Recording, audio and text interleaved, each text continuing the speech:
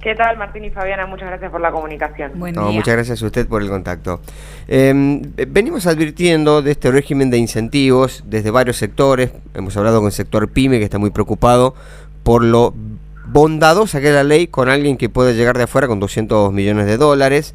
¿Qué puede pasar en esto que empezamos a ver, si se quiere, en Argentina, un poco de desarrollo tecnológico en el ámbito productivo, me refiero, de esta transición verde, ¿no? Esta ola verde, con biomasa, con hidrógeno verde, con algunas cuestiones que se habían empezado a invertir. ¿Puede verse complicada esa inversión que se venía haciendo, esa innovación? Totalmente. Bueno, un poco la cuestión con este régimen es que, digamos, si bien existe un consenso amplio en relación a la necesidad de establecer condiciones particulares para atraer inversión extranjera directa, porque bueno, en Argentina sabemos que venimos de un pasado de mucha inestabilidad macroeconómica, de mucho incumplimiento de nuestros marcos normativos, y digamos, ese tipo de inversiones requieren hundir mucho capital en un corto periodo de tiempo, en donde una vez que eso sucede, las empresas no tienen posibilidad de arrepentirse e irse. Entonces, bueno, Argentina tiene que dar, de alguna manera, generar esa confianza para que las empresas apuesten a la reducción en el país. Y en eso creo que existe un consenso amplio. Ahora bien, ¿en qué términos sucedan esas inversiones y cuáles sean esos incentivos que se le den a las grandes empresas? Bueno, ahí está toda la diferencia, ¿no? Y digamos, desde la perspectiva particular de lo que mencionabas vos en relación a las capacidades verdes, pero que aplica en realidad a todos los sectores, un poco lo que estamos discutiendo desde Fundar es que no solamente este régimen es grave por las enormes concesiones que hace en el presente, en términos impositivos, en términos cambiarios, sino también porque esas cadenas de proveedores, esas capacidades que se construyen en relación a estos sectores intensivos en recursos naturales, son también una posibilidad de ir aprendiendo, digamos, cómo producir determinados bienes, determinados servicios que pueden servirnos para insertarnos en el futuro en estas cadenas de valor verde. ¿Por qué es esto? Bueno, porque en el mundo estamos viendo un cambio tecnológico muy grande, que tiene que ver con algo que muchos habrán escuchado, que es esto de la transición energética, ¿no? Sí. Necesitamos pasar de la producción a través de combustibles fósiles, del carbón, del petróleo y el gas, a otras tecnologías más limpias y a su vez, bueno, hacer un uso más eficiente de la energía, ir hacia una economía circular, una transformación que atraviesa todo el mundo y que obviamente abre un montonazo de oportunidades, ¿no? Porque pensemos que todas las tecnologías que veníamos usando hasta el momento, bueno, van a empezar a cambiar radicalmente. Y para Argentina, que es un país que no ha terminado de encontrar todavía cuál es su inserción en el mundo, que, bueno, vendemos materias primas, pero todavía nos falta, ¿no? Dar ese salto de empezar a vender productos más complejos. Debemos pasar esa transición verde y deberíamos poder animarnos a decir, bueno, ¿cómo podemos aprovecharla para insertarnos en algún nicho estratégico que nos permita exportar algo de mayor valor agregado?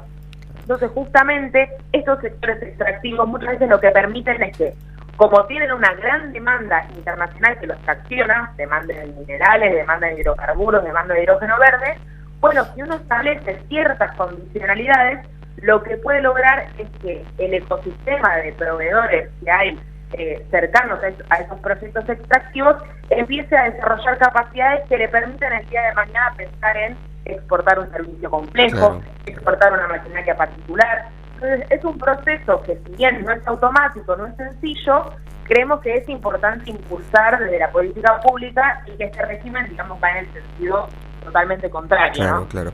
Estaba viendo, y uno de los puntos que está cuestionado también por parte de, sobre todo, algunos empresarios y algunos economistas, tiene que ver con la no obligación a transferencia tecnológica, por ejemplo. No hay una obligación para aquella empresa que invierta y que ingrese en este régimen de hacer alguna transferencia tecnológica. ¿Por qué lo cito? Porque vamos al nombre y apellido, al que ha mencionado el presidente, que ahora se ha reunido 2 veces ya, que es Elon Musk. Obviamente para Tesla es muy importante las minas de litio que tenemos en el norte de nuestro país.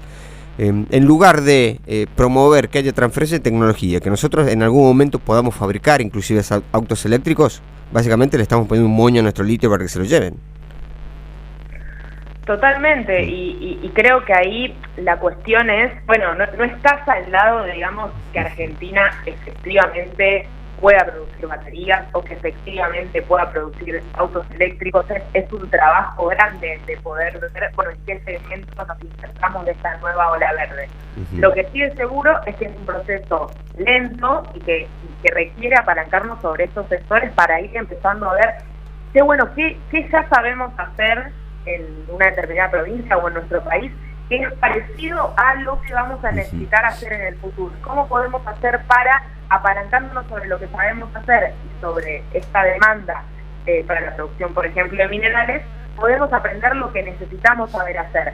Y ahí es muy interesante ver el caso de otros países, ¿no? Que efectivamente, a partir de, por ejemplo, la producción de petróleo offshore, bueno, ahí, digamos, aprendieron cómo era esta cuestión de generar energía en mar abierto, y desarrollaron gracias a eso, por ejemplo, la tecnología eólica offshore, o se profesionalizaron en eso.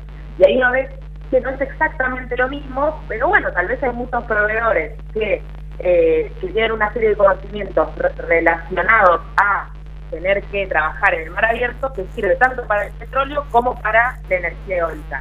Bueno, en el resto de los sectores sucede lo mismo, en la medida en que haya empresas pymes que tienen que cumplir con plazos y con exigencias de empresas multinacionales que suelen ser bastante exigentes, para estar más cerca de después migrar a otras actividades que estén en el marco de esa transformación global que definitivamente hay que intentar aprovechar. Claro. La escuchaba y no podía evitar pensar en lo que, a ver, tomo dos modelos, si se quiere, contrapuestos, ¿no? Estados Unidos y China. Grandes invenciones en Estados Unidos se han dado a partir de la inversión estatal, ¿no? En materia pública, que dijeron necesitamos esto, bueno, ¿qué incentivos necesitan para el desarrollo tecnológico? Y el caso chino, de que permitió la instalación de grandes empresas extranjeras en su país y después obviamente imitó la tecnología, y hoy tenemos, por ejemplo, celulares que están compitiendo con los iPhone, que son provenientes de China. Es decir, hay ejemplos en el mundo para imitar y no hacer para mí, no sé, invento nuevo, o quizá no nuevo, ¿no? Quizá que se aplica en algún otro país vasto de recursos naturales, pero sin industria local. Y vamos hacia ese camino, ¿no? Porque también la industria local se puede ver perjudicada por esto. Totalmente, y ahí es interesante pensar que el mundo está volviendo hacia ver cómo puede hacer para, bueno, sumarse a esta ola tecnológica y que el empleo y que los beneficios que genere ese cambio tecnológico puedan derramar en las economías de cada uno de los países. Y de hecho, en gran parte de esta política industrial de la que vos hablás, sí, en Estados Unidos es en respuesta a China y a la dominancia tecnológica que tiene sobre estos conglomerados verdes. Entonces el mundo está yendo hacia la discusión de que, bueno, efectivamente aquí hay una oportunidad económica, efectivamente quienes puedan hacer uso de ella van a generar más empleo, más crecimiento para sus países, más bienestar, y en ese sentido, ¿cómo podemos hacer a través de la política pública para aprovechar esa oportunidad?